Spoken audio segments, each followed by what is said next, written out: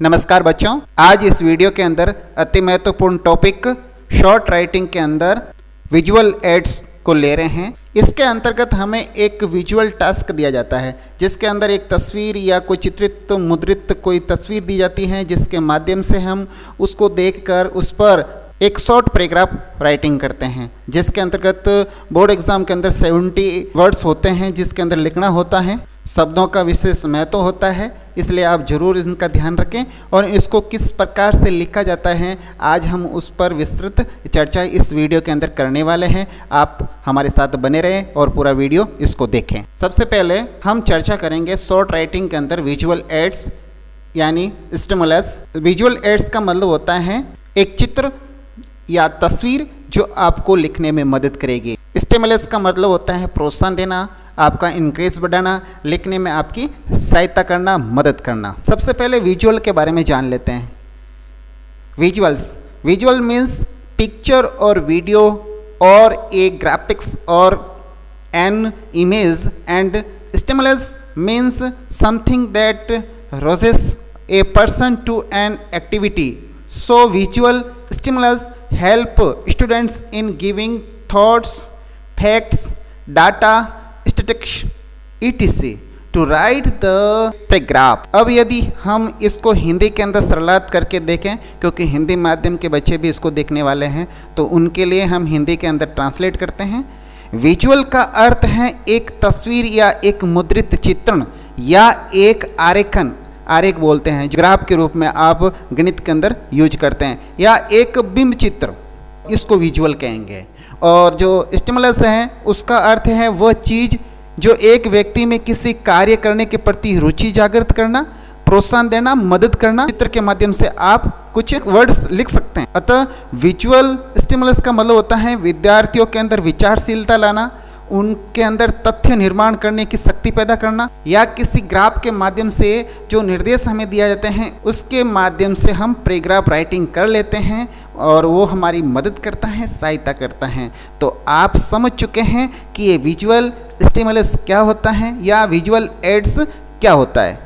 ये आपको लिखने में सहायता करता है, पैराग्राफ राइटिंग में मदद देता है, आप चित्र के माध्यम से जल्दी लिख पाते हैं। और ये सर्वविदित है कि कोई चित्र होता है तो बच्चा जल्दी से समझ जाता है कि ये किसके ऊपर है और वो आसानी से उसके ऊपर वर्ड्स लिख सके।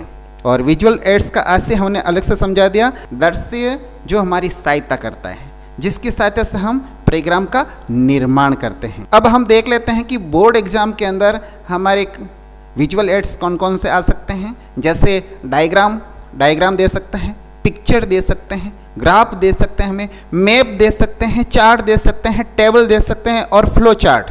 इस प्रकार से कोई भी चित्र देकर इसके माध्यम से हमारे द्वारा एक पैराग्राफ राइटिंग करवाया जाता है, जो लगभग 70 शब्दों में 70 वर्ड्स के अंदर होता है। वो शॉर्ट राइटिंग टास्क हमें पूरा करना होता है। अब हम आगे ये देखेंगे कि बोर्ड के अंदर किस प्रकार का प्रश्न आता है। जैसे हम प्रश्न प्रस्तुत करते हैं आपके सामने प्रश्न आया, write a paragraph in about 75 words on the given aids. जो आपके सामने एड्स दे रखा है, चित्र दे रखा है, दृश्य दे रखा है, उसके माध्यम से आपको 75 शब्दों के अंदर आपको एक पैराग्राफ राइटिंग करनी है। और वो इस प्रकार का आपके सामने एक चित्र प्रकट हुआ, देखिए, और ये चित्र देखते ही आपके मन के अंदर एक सीन प्रकट हो गया होगा कि ये चित्र किसका है और हमें क्या लिखना है और किसके बारे में है। तो अभी यह चित्र देखते ही आपके मन मस्तिष्क के अंदर एक विचार जरूर आया होगा कि ये क्या है, क्योंकि अभी हाल ही के दिनों के अंदर आपने एक एपिडेमिक, एक महामारी जो विश्व के अंदर चल रही है, उसके संदर्भ में आपने काफ़ी सारे पोस्टर, काफ़ी सारी चीज़ें, काफ़ी विजुअल सामग्री आपने चाहे टीवी पर देखी हो, चाहे आपने सोशल मीडिया पर देखी हो, या आपने कई दीवारों पर आपने पोस्टर लगे हुए देखे होंगे। तो आप इसके संदर्भ में ज़रूर समझ के होंगे कि आपको लिखना क्या है और इस पर आपको 75 वर्ड्स लिखने हैं। बस यही तो विजुअल एड्स हैं। अब आप समझ गए कि किस पे लिखना है, कोरोना पर लिखना है। बिल्कुल सही समझे आप, कोरोना पर लिखना है। तो हम कोरोना पर लिखने के लिए सबसे पहले हेडिंग डालेंगे। जैसे हमने लिख दिया कोरोना वायरस, उसके बाद के अंदर आपको जो जो विचार आते हैं मन में, उसके अनुसार आपको एक ग्राफिक्स पहले रफली तैयार कर लें शॉर्ट हैंड। उसके बाद आप लिखना शुरू करें। आप फटाफट लिखना शुरू करते हैं तो कई चीज़ें पहले जो लिखनी होती हैं वो पहला नहीं लिख पाते हैं, और कई चीज़ें जो बाद में लिख देते हैं वो हमें पहला लिखनी होती हैं, तो इस प्रकार उसका क्रम टूट जाता है। उन क्रम को बनाए रखने के लिए पहले क्या करो, आप पीछे रफ पेज दे रखा होता है, उसके अंदर आप छोटा सा एक ग्राफ बना लो, शॉर्ट हैंड कर लो। शॉर्ट हैंड का मतलब ये होता है कि कुछ पॉइंट्स लिख दो कि मुझे पहले क्या लिखना है, बाद में क्या लिखना है, और आपके मन के अंदर पहले जो बिंदु टॉपिक के आते हैं वो आप लिख दें। वो लिखने के बाद फिर आप लिखना शुरू करें, ताकि आप यहाँ फेयर के अंदर बहुत अच्छे से लिख पाएंगे। तो सबसे पहले हमारे दिमाग में आया कि एक वर्ष जो पिछला एक साल है, उस एक साल के अंदर एक महामारी विश्व के अंदर चल रही है, कोरोना नाम की। तो आप इसको हिंदी में इस प्रकार से लिख सकते हैं, पिछले एक वर्ष से संपूर्ण मानव जाति कोरोना नामक महामारी से ग्रसित हैं, त्रस्त हैं। तो आप इसको अगर इंग्लिश में लिखना चाहे तो कैसे लिखेंगे, फॉर द पास्ट 1 ईयर, पिछले एक साल से। तो आप इस प्रकार से इसको इंग्लिश के अंदर ट्रांसलेट कर सकते हैं। उससे ही जुड़ी हुई बात आपको आगे लिखनी है। आप लिखेंगे कि इस महामारी ने विश्व के अंदर लाखों जानें ले ली, यानी इससे बहुत सारे इंसानों की मौत हो चुकी है।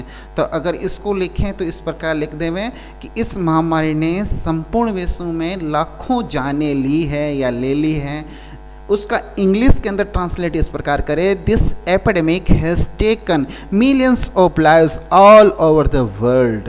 उससे जुड़ी हुई और बात लिखते हैं कि यह एक संक्रामक रोग है। तो ये संक्रामक रोग है, तो इसको इंग्लिश में कैसे लिखेंगे, it is an infectious disease. उसके बाद में हम लिखेंगे कि इस बीमारी के लक्षणों की बात करें तो ये एक सामान्य सर्दी, जुकाम या न्यूमोनिया जैसा होता है। जो हमें जुकाम लगता है, हमें खांसी होती है और हमें जो सांस की तकलीफ हो सकती है। तो इस प्रकार के विचारों को हम हिंदी के अंदर जैसे माइंड के अंदर आया, तो इसको इंग्लिश के अंदर ट्रांसलेट किस प्रकार करेंगे, talking about the symptoms of the disease, it is a similar to common cold और निमोनिया। इसमें बच्चे निमोनिया की स्पेलिंग गलत कर सकते हैं, तो ये निमोनिया की स्पेलिंग है, इसको आप एक बार देख लें। इसमें पी साइलेंट रहता है, तो एक बार इसको गौर से देखें कि स्पेलिंग क्या है। उसके बाद में चलते हैं आगे की ओर। आगे हम बताएंगे कि इस वायरस का संक्रमण होने के बाद बुखार, जुकाम, सांस लेने में तकलीफ, नाक बहना और गले में खराश जैसी समस्या हो सकती है या होती है। तो इसको इंग्लिश में इस प्रकार लिखना है, after infection with this virus there are problems like fever, cold, shortness of breath, runny nose and sore throat. तो इस प्रकार आप इसको इंग्लिश में लिख सकते हैं। और आगे हमें लिखना है कि कोविड-19 को फैलने से रोकने के लिए हमें क्या क्या उपाय करने हैं। तो आप इसको इंग्लिश में इस प्रकार लिख सकते हैं, तो टू प्रिवेंट द कोविड-19 फ्रॉम स्प्रेडिंग। और हम पहला जो इसका उपचार बताएंगे वो बताएंगे बार बार हाथ धोए। अभी हम पिछले एक साल से हाथ धो ही रहे हैं, तो ये चीज़ें आपको याद है, ये लिखना है आपको। तो बार बार हाथ धोए। हाथ धोने के लिए साबुन, पानी या जो हम सैनिटाइज़र का उपयोग करते हैं, अल्कोहल वगैरह, जो हैंड रब कहते हैं उसको, तो हम उसका इस्तेमाल करें, ये सबसे अच्छा उपाय है। तो इसको इंग्लिश में कैसे लिखें, तो इसमें लिखना है कि वॉश हैंड्स फ्रिक्वेंटली, यानी बार बार हाथ धोना है। टू वॉश हैंड, हाथ को धोकर, हाथ को किससे धोना है, use a hand rub with soap and water और एल्कोहल, या सैनिटाइजर भी लिख सकते हैं आप। अगर स्पेलिंग आती है आपको तो सैनिटाइजर लिख सकते हैं, एल्कोहल लिख दिया तो भी राइट है। और आगे चलते हैं। आगे हम लिखेंगे अगर कोई खांस रहा है, छींक रहा है, तो उससे हमें उचित दूरी बनाकर रखनी है। और इसको इंग्लिश में कैसे लिखेंगे, उसको इंग्लिश में लिखेंगे if someone's is coughing and sneezing keep a proper distance from it. हमें उससे उचित दूरी बनाए रखनी है जो 1 मीटर होती है। तो ये हमने उस चित्र के अंदर भी देखा है बीच के अंदर। तो इस प्रकार हमें ये लिखना है। आगे बढ़ते हैं। आगे हम लिखेंगे शारीरिक दूरी बनाना संभव न हो, जैसे कई ऐसी जगह आप फंस चुके हैं जहाँ शारीरिक दूरी नहीं बैठती हैं, तो आपको मास्क लगाए रखना है। तो मास्क पहन ही रहे हैं आप पिछले 1 साल से। If it is not possible to create physical distance then apply mask. इस प्रकार आप इसको इंग्लिश में लिख सकते हैं। उसके बाद हम लिखेंगे आँखें, नाक या मुंह को न छुए। यदि आप भीड़ के अंदर गए हैं या और किसी साथियों के साथ गए हैं तो आप अपने हाथों से अपनी आँखें, नाक और मुंह को नहीं छुएं, ये ज़्यादा संक्रमित होते हैं। तो do not touch the eyes, nose और माउथ। तो इस प्रकार हमें ये चीज़ें बतानी हैं। उसके बाद में अगर एक और चीज़ बताएं, खांसने या छींकने पर नाक और मुंह को कोनी या टिश्यू पेपर से ढक ले हुए हैं। तो ये तो हमें करना ही है भाई। खांसना, किसी के ऊपर खांसना नहीं है, छींकना नहीं है, है ना। नाक बह रहा है तो आप टिश्यू पेपर का इस्तेमाल कर सकते हैं। आप अपने हैंडकरचिप यानी रुमाल का भी इस्तेमाल कर सकते हैं। तो इफ़ यू कफ और sneeze, cover your nose and mouth with A elbow, यानी कोनी से भी आप उसको ढक सकते हैं और टिश्यू पेपर। अगर आप ठीक नहीं महसूस कर रहे हैं तो घर पर रहें। अगर आपको ऐसा लगता है कि आपको सर्दी जुकाम है, बुखार टाइप है, तो आप बाहर नहीं निकले, आप घर पर ही रहें, स्टे होम। तो if you are not feeling well, stay home. अगर आपको बुखार, खांसी है और सांस लेने में परेशानी हो रही है तो डॉक्टर के पास जाइए, डॉक्टर को ज़रूर दिखाएं। If you have fever, cough and have to trouble breathing, go to the doctor. इस बीमारी से बचाव ही उपचार है, इसलिए स्वस्थ रहे और मस्त रहे। तो prevention from this disease is the cure, so stay healthy and be cool. इस प्रकार आप लिखकर इसका एंडिंग कर सकते हैं। बहुत ही आसान है, बहुत ही सरल है और 1 साल आपको हो चुका है इस बीमारी से जूझते हुए, तो आपको कई चीज़ें तो याद भी रह चुकी होगी। तो आपको क्रमवाइज कैसे चीज़ को लिखनी है वो हमने बताया और आप आसानी से इसको क्रिएट कर लेंगे।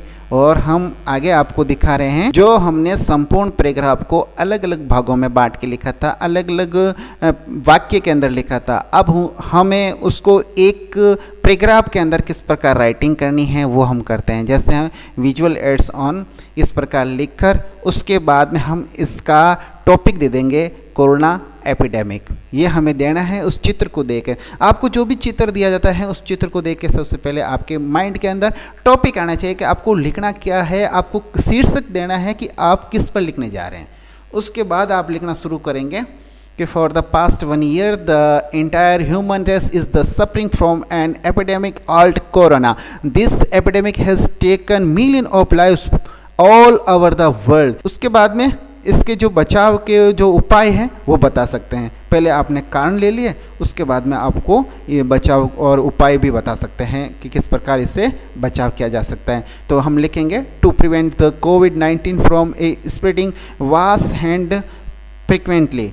To wash hands use a hand rub with soap and water or alcohol. If someone is coughing and sneezing, keep a proper distance from it. If it is not possible to create a physical distance, then apply mask. Do not touch the eyes, nose or mouth. If you cough or sneeze, your nose and mouth with elbow or tissue paper. If you are not feeling well, stay home. If you have fever, cough and have trouble breathing, go to doctor. अंत में आप लिख सकते हैं stay healthy and be cool. इसके साथ आप इसका एंडिंग कर सकते हैं। अब मैं आशा करता हूं कि आपको ये वीडियो बहुत अच्छा लगा होगा और आप किसी विजुअल एड्स पर देखकर आसानी से उस पर राइटिंग कर सकते हैं। आप कोई भी चित्र या चित्रण या मुद्रण देखकर आप उस पर आसानी से पैराग्राफ राइटिंग कर लेंगे। इसी के साथ मैं आपसे इजाज़त चाहता हूँ। नमस्कार, वंदे मातरम, जय हिंद।